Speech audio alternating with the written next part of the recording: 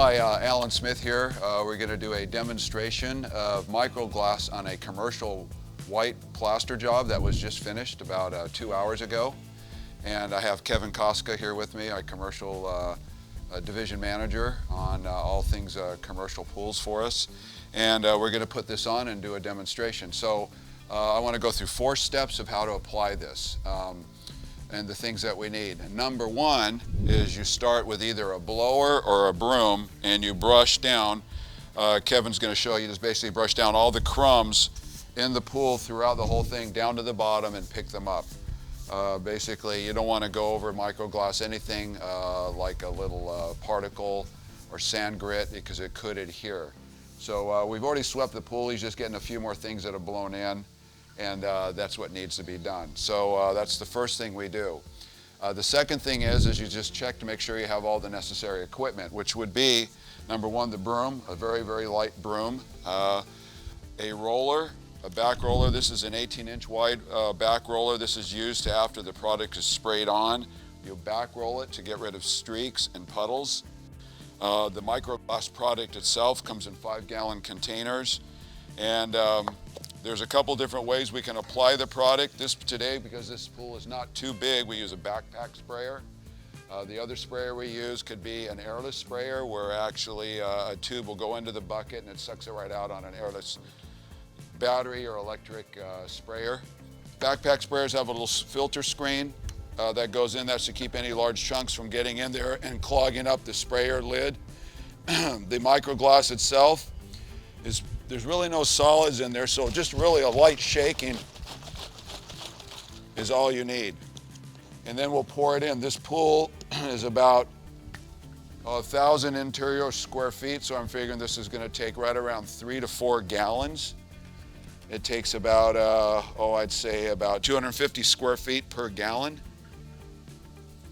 And you just pour it in, simple as that. I put a piece of plastic or paper underneath just for any spillage. It won't hurt anything. Put the lid on nice and tight. So this could be a single person operation. It just takes longer. The larger the pool, the more likely you'd want a second person to back roll, so you can go through this quickly and not have to stop to back roll. Because as soon as this is sprayed on, you'll want to back roll it. So you have obviously a pump to pressurize.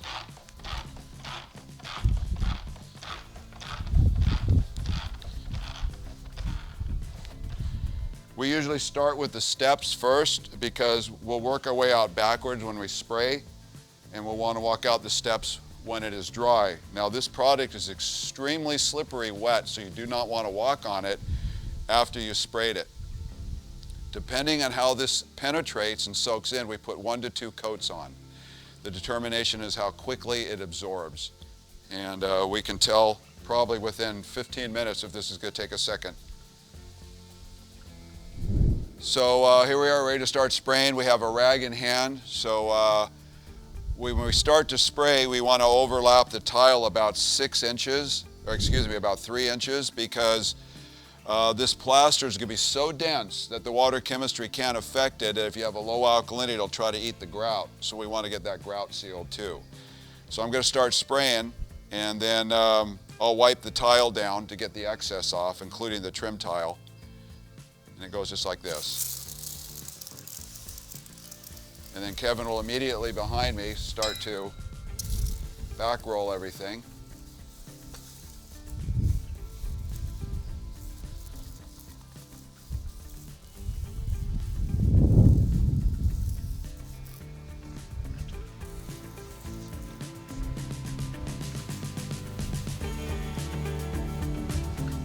Wipe the tile down. Again, you don't want to walk on this. It's extremely slippery. Slightly overlapping the tile. And you can actually see when you're close up what's getting wet, including the tile. Pretty simple spraying. You got to keep pressurizing. And what he's doing is just evening out any potential streaks or puddles, so there's no heavy areas. The whole purpose here is just to get a nice even spray. It's not difficult. You've done one pool, it's like you've done 100 of them. It's that simple.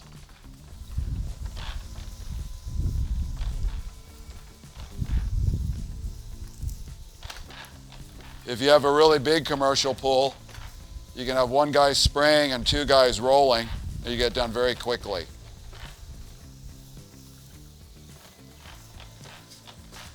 When you get to a piece of plastic or light, just like the tile, you wipe it off.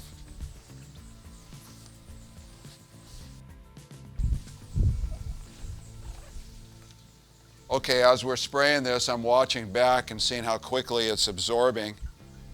I'll look up here, and already it's starting to get pretty tacky, almost dry, so we'll probably go a second coat over this. Another light coat.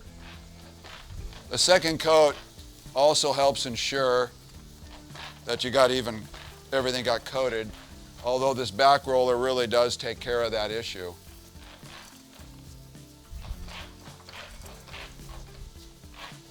Right now I'm spraying around a light. I usually just stop, get the tile, get the light. It's all as simple as that.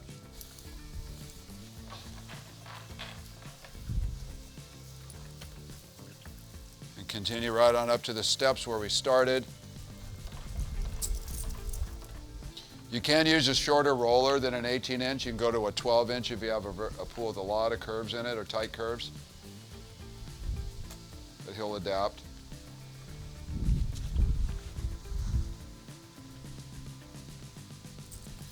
I usually don't go up into the tile line on the second application for the grout.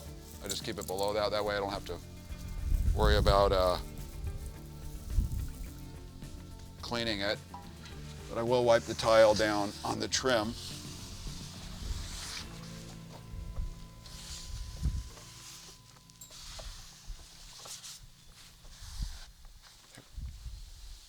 So as you can see, this is very simple.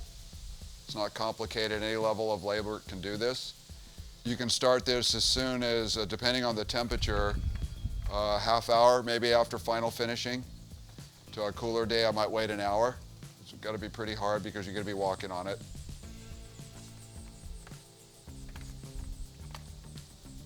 Okay, once you roll right in front of those steps, one more time and then we're good. The reason you want to get the puddles up is because if you put too much on and it can't absorb, it'll be very slippery. Okay, as we continue, I stay right below the tile. I spray the wall down to the cove. Now what this is going to do, this is going to fill this plaster's capillary systems, microstructures with sodium silicate, which is a concrete hardener. It's a glass-like substance. The reason it's able to do this differently is because of the molecular water construction, the patent that drives all of this product to be so successful. It's going to fill in the craze cracks and the capillaries that form calcium hydroxide and turn it into a silicate, which is non-soluble. Also, it'll probably diminish the plaster dust by 90 to 100% at time of startup. Again, I'm not going over the tile this time. Boys did a nice job on this plaster job. It's nice and smooth, dense.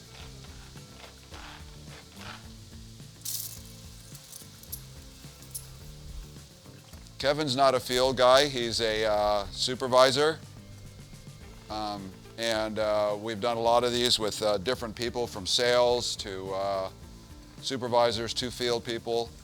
Everybody can do this. It's not difficult, even a homeowner if they wanted to. Service professionals, certainly. Everybody in the industry is capable of doing this process. Now what we're doing when we get up to the steps, we're going to stop, and then we're going to work our way out backwards on the floor all the way up. Now a lot of times on the floor I'll just put one nice thick coat on. I don't have to worry about it running down like the walls. And then I'll sit up and look how fast it absorbs. If it goes very quickly, I might come back in and put another coat on. If it doesn't, we'll just leave it at that.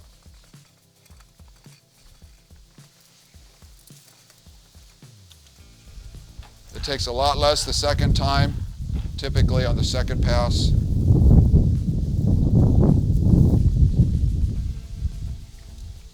Any little leaves or anything that you can see or bugs that get in there, you'll want to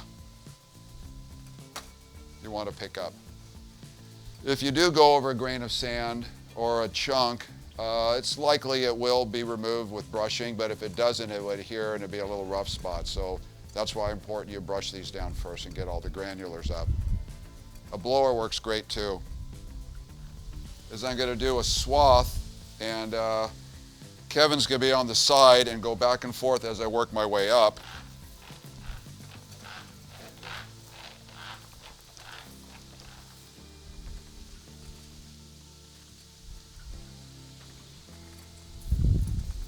Remember, we already got the cove and it was pulled out, so we don't have to do that the third time. And Kevin's keeping an eye on that, and if he sees an area that might have been missed, he can certainly go over there with the roller.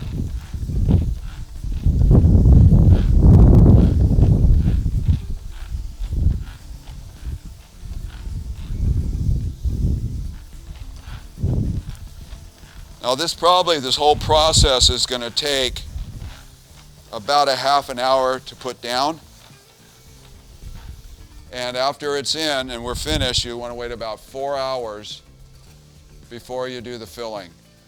Even if it's hot, we tell 4 hours is just a generic number. If it's a cool day, 4 hours is really important. On a hot day, not as important, but if you just tell people 4 hours, that'll cover everything. And the reason being is this: if water gets on this too soon, it could wash whatever's still on the surface absorbing. The product that's inside is already there. You're not going to damage that. So that'll always be in there. So we're going to do 3 passes up this floor. Again, Kevin's going to get to my side and work sideways as I... So Kevin, keep an eye. If you see any dry spot, just make sure you hit it with the roller really well.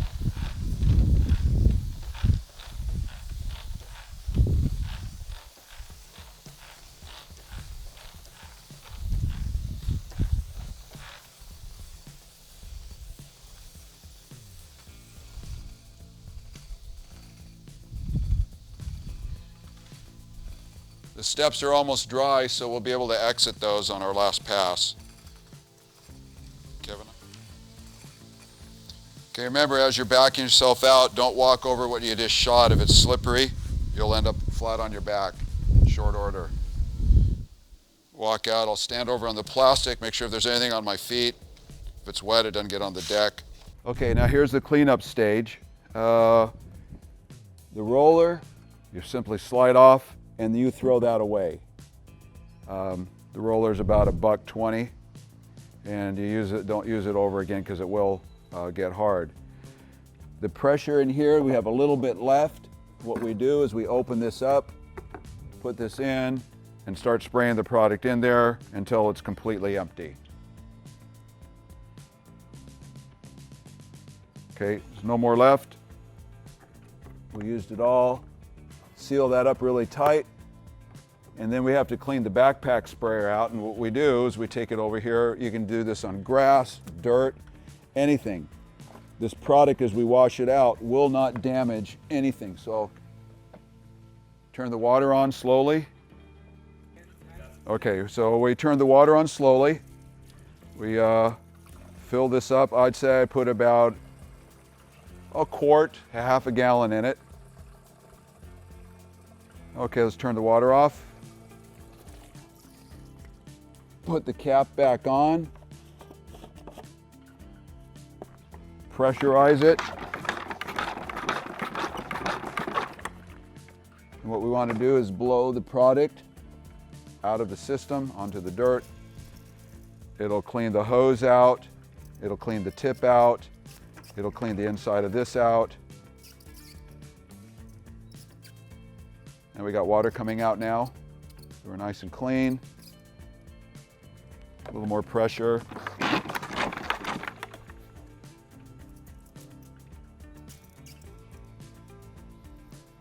Nice, the hose is clean, the tip is clean. Now I just shake it up, open the lid, Take the filter out. Filter's clean too. Just pour it in the dirt. Shake the extra out. You're ready to go for your next job. Okay, so looks like we're done with the pool. The floor's holding it pretty good. I put a lot on there. This pool took 3.5 to 4 gallons, which isn't bad for a pool this size. And we're just going to give it its 4-hour dry time now. I'm going to go over and start the spa, and that'll probably take another, I would say, 1/3 to 1/2 gallon for a standard spa. So there you go, pool and spa done with MicroGlass, about 4 gallons over a 1/2-hour period of time. It's going to stop the etching, reduce the plaster dust, and add a great amount of life expectancy to the pool and spa. MicroGlassLLC.com is our website. Lots of good information, videos, and how to buy and where to buy. Thank you.